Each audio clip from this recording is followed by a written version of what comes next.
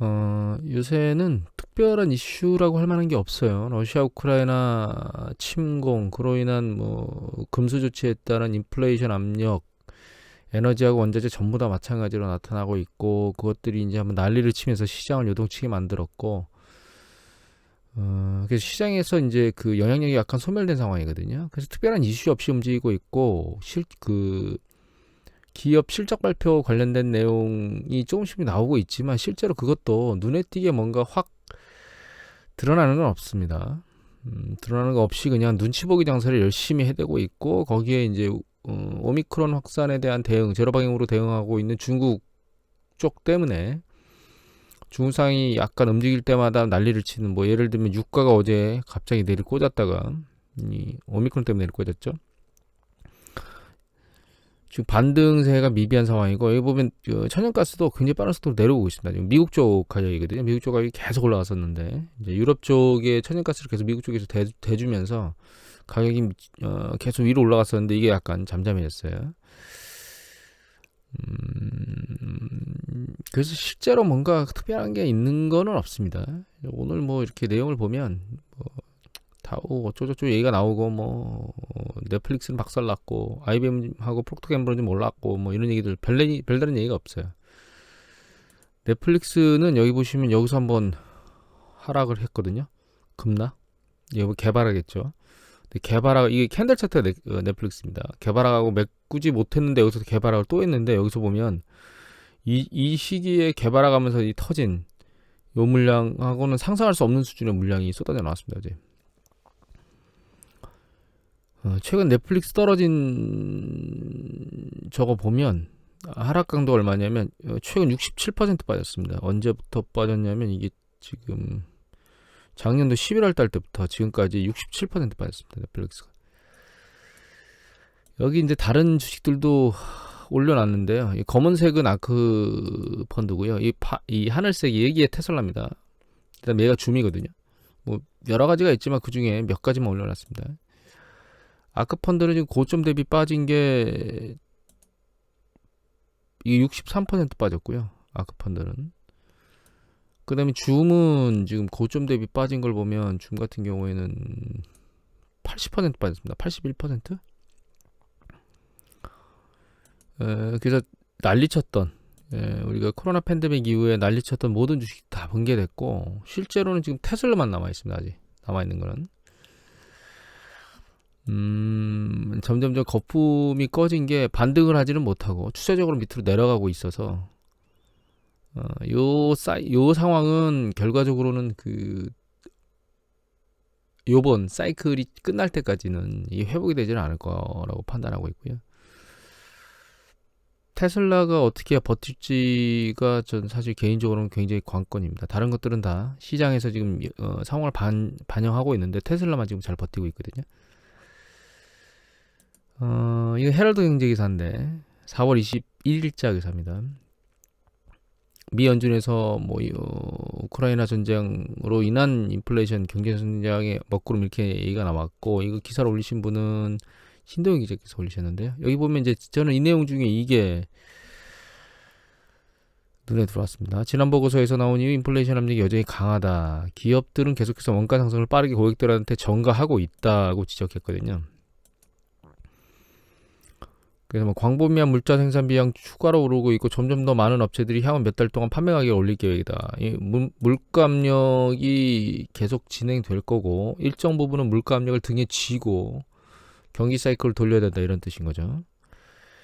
근데 보면 노동력 부족과 이로 인한 임금 상승도 곳곳에 나타난다. 이게 노동력이 부족해서 임금 상승이 일어나는 것은 인플레이션 압력을 주기도 하지만, 노동력이 부족하다라고 말하는 것은 결과적으로 경제가 아직은 도는 방향으로 움직이고 있다라고 생각할 수 있거든요. 만약에 기업 측면에서 수요나 이런 측면이 위축되는 거라고 인지가 되면, 노동력을 굳이 더 찾지를 않게 될 거고, 그럼 노동력 부족이 아니고 노동력 과잉이 되겠죠. 가동률이 떨어지면서 생산자를, 미국 같은 경우는 뭐 즉각 대응을 하니까 실업을 양산시키는 그런 방향으로 움직일 건데, 일단 노동시장 자체는 아직 괜찮다, 이렇게 해석이 되고 있습니다. 인플레이션 압력 뭐 계속 나오는 거니까 요번 시그널은 어쩔 수 없이 그렇게 갈 것 같고, 일정 수준 금리, 그러니까 인플레이션 압력, 우리가 예전에도 4% 인플레이션 압력이나 이런 것들을 받으면서 살았던 시기가 있거든요. 그래서 그 정도 일정 수준 올라가서 그 인플레이션 압력을 견디면서 살아가는 그런 시스템으로 그냥 움직이지 않을까 이런 생각이 들고, 다만 성장률이 낮은 상황에서, 경제 성장률이 낮은 상황에서 인플레이션이 높게 움직이면 결과적으로 사람들은 그만큼의 그 소득 구조나 이런 것들을 만들어낼 수 없기 때문에 점진적으로 경제 성장 속도는 느려지고 경기 수축 국면으로 진행되는 것은 맞을 겁니다. 정상적인 상황보다는 좀 더 압력이 강하겠죠. 하지만 이런 상황에 대해서 무조건 붕괴되는 건 아니다. 이런 생각을 좀 해봐야 될 것 같아요.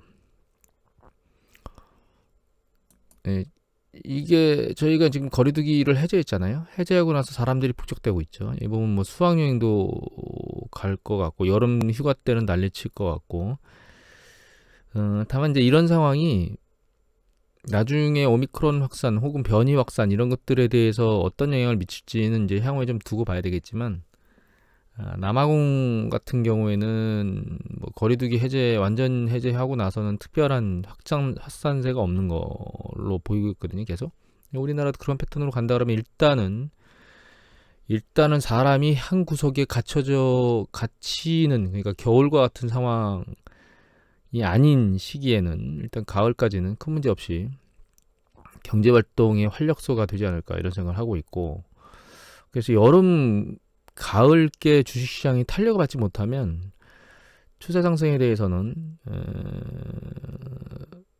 생각을 접어야 되는 그런 생각을 해야 될 것 같습니다. 그래서 이 부분 때문에 주식시장이 탄력을 받을 가능성에 대해서 오픈해야 될 것 같고, 이제 다만 여기 이 상황에서 이제 중국이 지금 미적지근한데 중국 상황이 긍정적으로 받쳐줘야 좀 더 주식시장의 탄력이 좋지 않을까 이런 생각을 하고 있습니다. 그리고 연준이 이렇게 생각하는 것 때문에 연준의 금리 인상 속도를 보면 이거 금리 인상 가능성에 대한 모니터링이거든요. 지금 0.5인데 다음 달에 5월 4일 날 1.0까지 올라가는, 후반부 뒷사이클 1.0까지 올라가는 93%입니다. 빅스텝을 가겠다는 거죠. 거의 확률이 이 정도 된다고 이제 예측하는 겁니다. 시장에서는. 그리고 나서는 6월 달에 0.25 올리고 1.25로 갔죠. 7월 달에 0.25 올리고 1.5로 갔죠. 8월, 9월, 8월을 건너뛰고 없으니까 9월 달에 0.25 또 1.75 가죠. 그 다음에 11월 달에 2.0, 12월 달에 2.25 가게 돼 있습니다. 지금. 내년 1월 달에 2.5. 2.5면 직전 글로벌 금융위기 이후에 갔던 정점이거든요. 기준금리.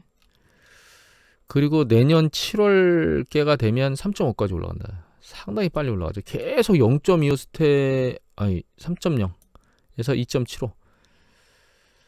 결과적으로는 내년 2월까지는 추세적으로 계속 올린다는 뜻이에요. 여기 보시면 여기가 2.5가 내년 2월인데 여기 보시면 많은 게 이거죠. 2.75에서 2.0이니까 그 뒤에 이제 세 번이나 하나, 둘, 셋, 네 번째가 있는 건데, 그 뒤로 그러니까 내년 2월까지는 굉장히 빠른 속도로 계속 금리를 올릴 것이다라고 하는 것에 대부분의 전문가들이 그 생각을 하고 있는 겁니다. 지금. 따라서 한국은행도 정신없이 올려야 됩니다. 지금. 여기 보시면 1.25죠. 1.5. 예. 저는서 1.5인데 지금 미국이 0.5기 때문에 갭이 1%라고 생각하지만 이거 금방 뒤집힐 거라는 거죠. 그리고 중간에 우리가 그 금통위가 6월 달에 한번 비거든요. 그렇기 때문에 7월 달까지 두 번밖에 못 올리는데 앞으로 미국 같은 경우는 뭐 7월 가보면 여기 1.5에 와 있으니까 금방 또 따라잡히거든요. 그래서 결과적으로는 가능하다면 우리나라도 계속 금통위가 열릴 때마다 0.25씩 올리는 패턴을 보여야 되지 않을까 이런 생각을 좀 개인적으로는 하게 됩니다. 5월 달에 한번 쉬게 되면 바로 7월 14일이거든요. 그러면 미국하고 바로 7월 달에 1.5로 바로 맞부딪히게 돼 있습니다. 사실. 그럼 최소한 여기서는 0.25를 올리지 않는다 하더라도, 그러니까 그 5월 달에는 0.25를 올리지 않는다 하더라도 7월 달에는 무조건 올려야 됩니다. 어제 그 대출금리 상황을 보여드렸는데 대출금리가 굉장히 빠른 속도로 올라가고 있잖아요. 추세적으로 상당히 빠른 속도로 올라가고 있고 경기 사이클이 길어지면 길어질수록 대출금리에 대한 부담감 상당히 빨리 올라갈 것 같습니다. 이게 미국인데요. 미국 시장도 어제도 부동산 얘기했는데 중국하고 우리나라 이게 미국이거든요. 미국 모기지 신청 건수가 계속 감소하고 있습니다. 지금 빠르게. 그리고 미국의 이게 그 기존주택 판매거든요. 기존주택 판매 수가 올랐다가 내려왔었는데 반등했다가 추세적으로 약간 내려가고 있는 방향을 보이고 있습니다. 현재로서는. 그리고 이게 이제 연준에서 그 주택 사이클 판단하려고 보는 지표거든요. 보시면 좀만 확대해 보겠습니다. 잘 안 보이니까 하트가. 예, 이렇게 보시면 좀 더 확대해 볼까요? 자, 여기 보시면 노란색이 노란색 있죠. 이게 노란색이 그 미국 그러니까 신규 주택 판매. 그다음에 파란색이 착공입니다. 그런데 여기 보시면 전년 동기 대비 증감률이죠. 근데 얘가 보면 그 신규 주택 판매 수가 이제 내려오면서 먼저 착공이 따라서 내려오거든요. 여기서 보시면 지금 신규 주택 판매가 약간 감소하는 강도가 세고요. 신규 주택 판매도 싹 줄었습니다. 전년 동기 대비. 밑에 보면 예, 이거 똑같은 건 이거는 좀 다른데 이 차트는 뭐냐면 이게 착공이거든요. 파란색이 착공입니다. 빨간색이 이게 재고입니다. 그러니까 주택 미분양 잔고 팔려고 내놓은 주택수 이렇게 생각하시면 될 것 같아요. 얘도 보면 이제 착공수가 줄면서 팔려고 하는 주택수가 따라서 밑으로 처음에 초반에 쌓이죠. 착공수가 줄고 얘는 쌓입니다. 그러다 둘 다 터닝해서 바뀌거든요. 여기도 마찬가지로 착공수 파란 게 줄다가 여기가 쌓이고 둘 다 내려갑니다. 지금 이제 착공수가 전년 동기 대비 감소하고 있거든요. 그러면서 팔려고 내놓은 이제 주택들이 쌓이고 있는 상황이거든요. 그 미국 시장도 이제 한계점에 온 것 같아요. 주택 시장이. 미국도 역시 그 대출 금리가 올라가는 속도가 굉장히 빠르거든요. 그리고 일정 부분 주택을 구매할 그러니까 숫자들, 그러니까 사람들은 충분히 다 구매를 했다는 뜻이죠. 그리고 가격도 많이 올랐고 그런 상황에서 금리까지 동반해서 올라가니까 여기에 이제 수요가 폭발적으로 더 이상 늘어나지 못하는 상황을 보이는 거죠. 전 세계 부동산 시장이 이제 조정 국면에 들어가기 시작한 거라고 생각하고 있습니다. 제가 이거 주택 시장 조정 국면이나 이런 것들을 계속 보는 이유는 특히 미국 같은 경우에는 그 홈에쿼티론이라 그래가지고 주택을 사게 되면 LTV, 그러니까 주택담보대출을 받고 나서 두 번째 세컨더리로 나머지 지분 담보로 제공되지 않은, 그러니까 LTV에서 여분이 남는 게 있죠. 그 지분을 신용대출이나 이런 것들을 받아서 소비나 투자에 활용하거든요. 주택 가격의 상승 탄력이 떨어지면 그만큼 추가적으로 신용을 더 얻어서 이제 돈을 쓸 수 있는 여력이 상승하지 못한다는 얘기고, 주택 가격이 내려가면 그 한도가 준다는 뜻이기 때문에 미국 시장, 주택 시장은 좀 모니터링이 계속 필요하거든요. 우리나라 같은 경우는 그렇게 할 수가 없기 때문에 상관이 없는데 미국은 그렇지는 않습니다. 미국은 이제 주택 시장이 아직 정점을 치지는 않았는데 시장 자체, 전체적인 움직임 자체, 판매라든가 뭐 착공이라든가 이런 전체적인 뉘앙스를 보면 모기지 신청 건수나 주택 시장이 정점을 치려고 이제 하고 있지 않나 이렇게 생각이 듭니다.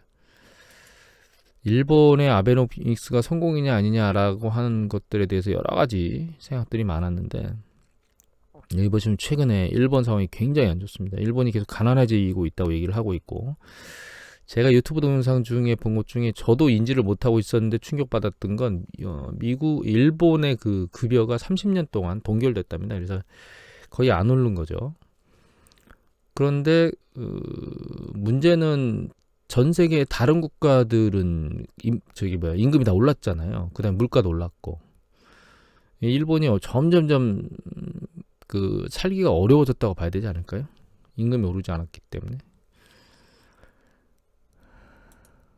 이게 지금 여기 캔들 차트 요거 있죠. 요 캔들 차트가 일본의 엔화, 달러 대비 엔화고요. 하나 색깔을 바꾸죠. 잠깐만요. 색깔이 같아서 바꿨습니다. 이 검은색이 이게 위안화 대비 엔화예요. 그러니까 위안화를 기준통화로 쓴 겁니다. 이 빨간색은 우리나라 통화를 기준 통화로 한 엔화의 환율입니다. 그래서 이 차트가 위로 올라간다는 것, 이 세계 환율 차트가 위로 올라간다는 것은 엔화의 가치가 떨어진다는 뜻입니다. 이 시기가 그 엔화 가치가 상당히 낮았던 시기거든요. 상당히 과거에 낮았던 시기인데 이게 85년도 지금 3월 얼마 이러잖아요. 85년도 플라자비가 있었습니다. 8월 며칠 날. 그때 플라자비 급락 이후 계속 엔화 가치가 상승했었습니다. 90년대, 80년대 후반까지. 그래서 엔화 가치의 급격한 상승이 있었고, 그러니까 가장 낮은 수준의 엔화 가치가 급격히 가치 상승이 있었고, 그 뒤로 이제 패턴이 이렇게 움직였는데, 최근 보면, 여기 90년대 그 들어서서 있었던 수준의 상단 부분 쪽으로 엔화 가치가 하락하고 있습니다. 지금 계속. 이거는 뭐 달러하고만 그런 게 아니고요. 위안화하고도 마찬가지로 계속 하락하고 있죠. 이게 올라간다는 얘기는 위안화 가치가 올라가는 거예요. 엔화는 하락하는 겁니다. 이거 우리나라죠. 우리나라도 계속 일정 부분 하락하고 있는데 우리나라는 상대적으로 다른 국가들보다는 엔화 가치에 대한 우리나라 가치 상승이 상대적으로 좀 적은 편이지만 일본의 엔화가 힘을 잃은 거는 확실합니다. 그리고 이게 실질 실효 환율이거든요. 실질 실효 환율이라고 하는 것은 그 여러 국가들의 환율하고 거기에 그 여러 국가들의 인플레이션까지 다 적용된, 그래서 일본의 그 통화 가치가 물가까지 적용된 다른 국가들에 비해서 그걸 보여주는 건데, 이 보면 90년도 초반이죠. 94년도부터 지금 실제 실효 환율이 계속 내려와서 67, 66 얘기하고 있는데 여기가 지금 130이었거든요. 그러니까 반토막 정도 난 거죠 지금. 그래서 일본이 아베노믹스 들어오면서 이 차트가 미국하고요. 파란색. 그다음 빨간색이 20입니다. 그다음에 연두색이 일본이거든요. 그런데 아베노믹스가 2012년도 하반기부터 아베노믹스를 진행했습니다. 그러니까 요 시기죠.